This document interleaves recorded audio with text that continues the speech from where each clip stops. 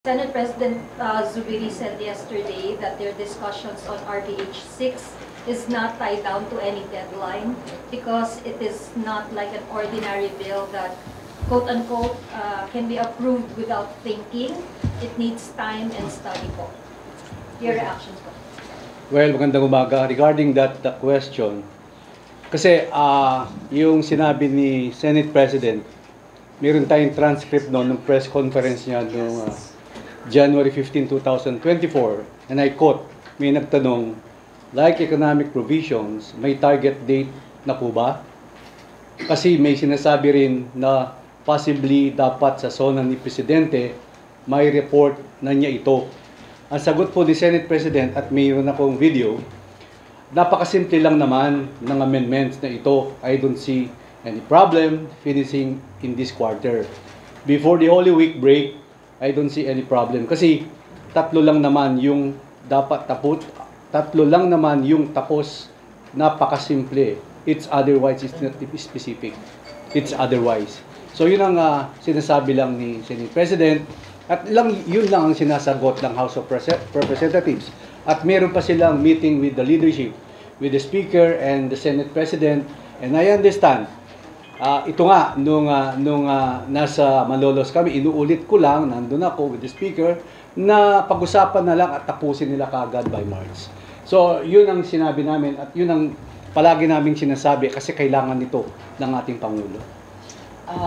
Tama ang sinabi ni SDS, Gonzales.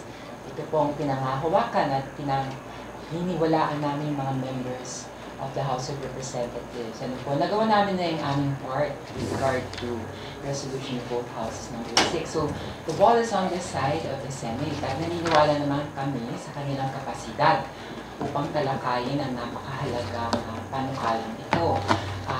Siyempre, nag-uumpisa na po sa ating Senate President, May Zubiri. Siya na po ang mismo nagbitaw ng salita that before Holy Week ay magagampanan nito. Medyo naninibago lang po kami at nagugulat bakit po all of a sudden meron na panggit sa Senator Angara na sa October na po.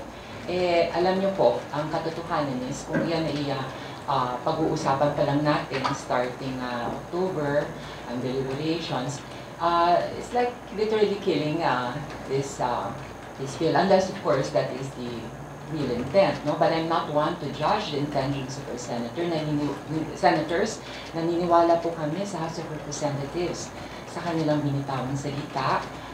We're not questioning their credibility. And naniniwala rin po kami sa kasabihang, if there's a will, there's a way. Kaya nga nung last press ko namin nila SDS, nila Majority Leader Manix Dalipe, we spoke about sense of urgency. Dahil talagang napakahalaga po at kinakailangan nito.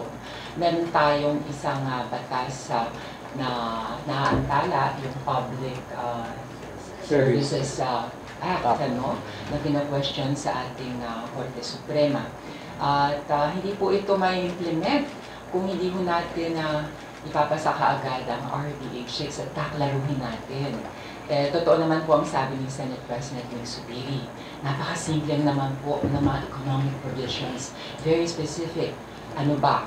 Payag ka ba? Dati nga kami sa House, 7 ang gusto nating sectors. Pero 3 na lang ang gusto nila. O sige, payag na rin kami. So kung 3 lang yan, much more reason to be expedient and to work with a sense of urgency. Sabi ko namin ulit, if there's a will, there's a way. Kaya let's walk the talk. Yun po ang pananawagan din po